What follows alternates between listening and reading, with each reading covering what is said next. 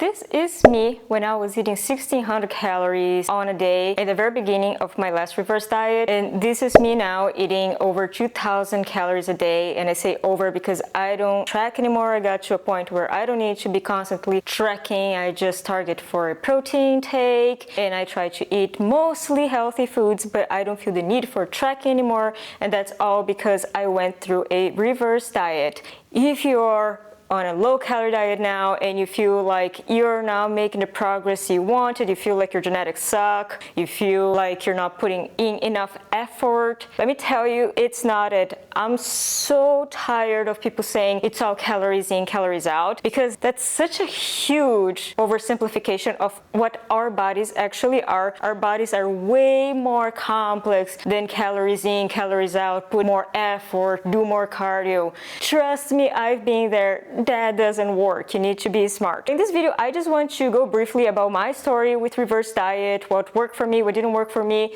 and now what I have as my step-by-step guide that I follow every time I go through a reverse diet. Before we get started, if you don't know me, hi.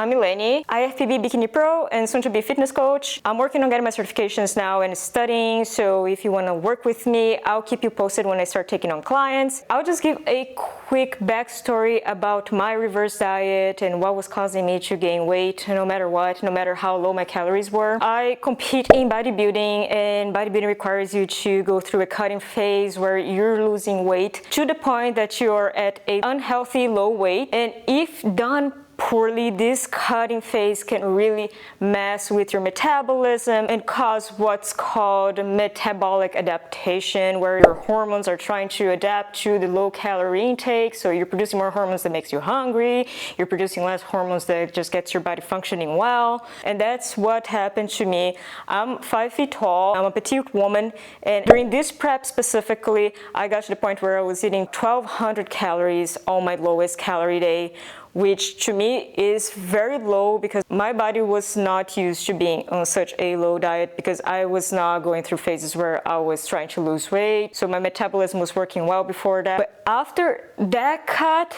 my body was broken. Like, I didn't have energy to do anything. Everything that I ate seemed to make me gain 2 pounds. And if you're a 5 feet tall woman, you know that 2 pounds is a lot to us. And I remember that feeling of desperation of no matter how much effort I put into it, it doesn't pay off. I can be eating a low-calorie diet and I'm gaining more weight than I did before. Also that feeling of, okay, my body's broken for good, there's nothing I can do about it. And I think part of it is just because our hormones are in such a bad state when we come out of a low-calorie diet that ends up messing with our minds as well. Our hormones and our thoughts, everything is very connected. But if you experience the same thing, let me tell you one thing: your body is not broken. Your genetics are not broken. There is a way that you can fix this, so don't lose hope. If you're not familiar with a reverse diet, let me start by explaining what a reverse diet is. Think of a reverse diet as a recovery period for your body.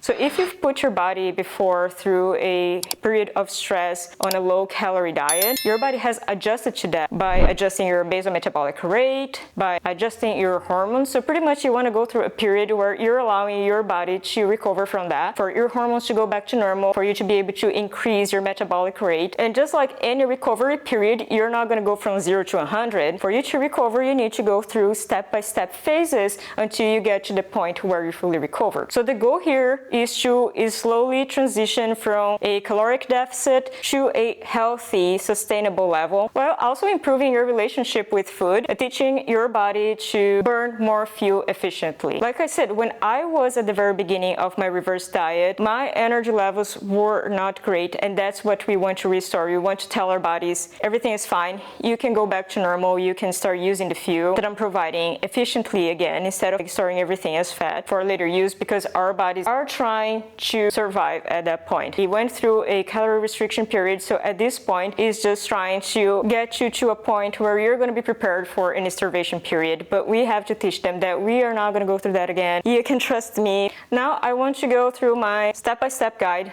that I use for when I'm going through a reverse diet. Step number 1 is to find your true baseline. Don't guess. Track what you've been eating to maintain your current body weight. And when I say everything, I mean everything. That's where you want to start. I'm not saying this process is fun. I'm saying that it works and it's going to pay off in the future. There are many apps out there that are used for you to track your calories and macros. So just make sure that everything that you eat in a day, you're putting into this app. So you have an idea of how many calories you've been eating in a day to just stay at your current weight. Step 2 is to make small controlled increases. Every week you assess where you're at with this calorie intake. Whenever my body was in a place where I wasn't gaining weight or I was dropping weight in the current calories, I would increase 50 to 100 calories the next week. Sometimes that causes a weight gain the next week, but don't panic. You just stick with those calories until you start seeing your body dropping or staying at that same weight where you started. And like I said, this process is not fun.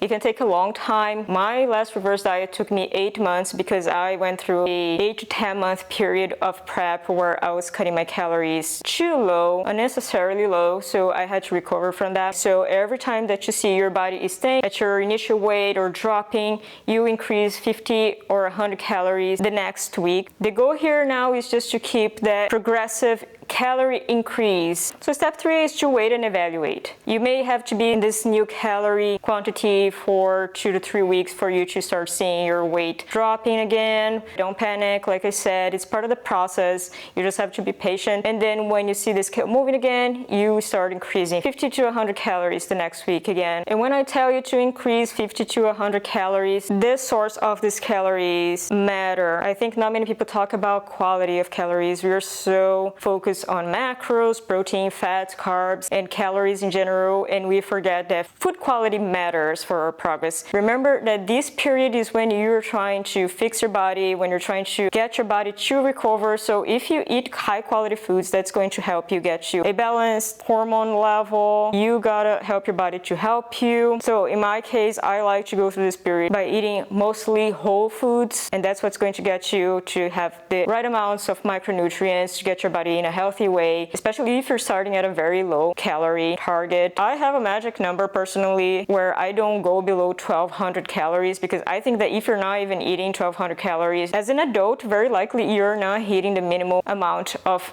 calorie that you need to just function on a daily basis. And to be honest, when I went through my reverse diet period myself, I had one cheat day just because that's what kept me mentally sane. This process could have taken less than 8 months hadn't I done that.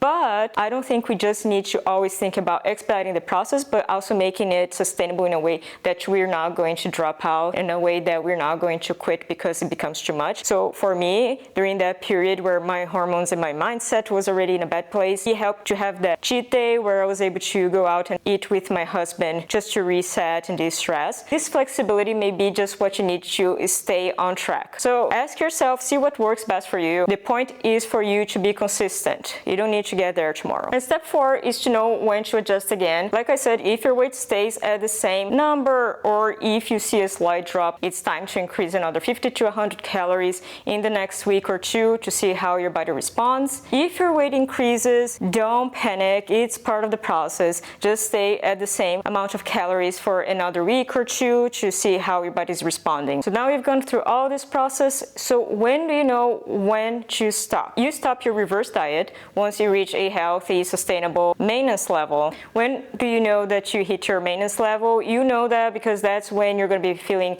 very energized. You're going to be able to be getting very nice workouts at the gym. You're going to be hitting those personal records, and your body weight will be stable on a nice amount of food. What's a nice amount of food? It depends. Depends on your height, your gender, your genetics, so many things. You need to establish what a nice amount of food for you is based on your energy levels and based on how you feel. And the same goes for what's a healthy or a good place for you to stop with regards to your weight. It depends. Your healthy weight is based on, again, your genetics, your gender, your height, so many things. What's a healthy weight for one person is not a healthy weight for another. You just have to establish that yourself based on how you feel, based on how well your body is able to function. Don't just go pursuing a number just because somebody else hit the number. That doesn't work. I personally think that we look our best when we are at our best health. If you're just constantly trying to look like somebody else, you're never going to be looking your best. Focus on achieving your best health, and trust me, aesthetics will come with it. Being stuck in a metabolic rut is so mentally draining, but trust me, your metabolism is not broken forever. It just needs to be fixed. It just needs to go through a recovery period. The recovery period will depend on many things. One of them is how long you have been on a low-calorie diet. If you have been going through crash diets very often, it may require more time for you to get to the place where you want to be. But don't lose hope. Like I said, make it sustainable for you, whatever that means, and be consistent, and you're gonna get there. And it's so worth it, trust me. If you found this helpful, hit the subscribe button, leave a comment here, leave suggestions on what you want to see next. I'm very new here on YouTube, obviously. If you have any suggestions on what you want to see next, please leave me a comment here. I'm reading and responding to all comments. And thank you for watching this video. See you next week.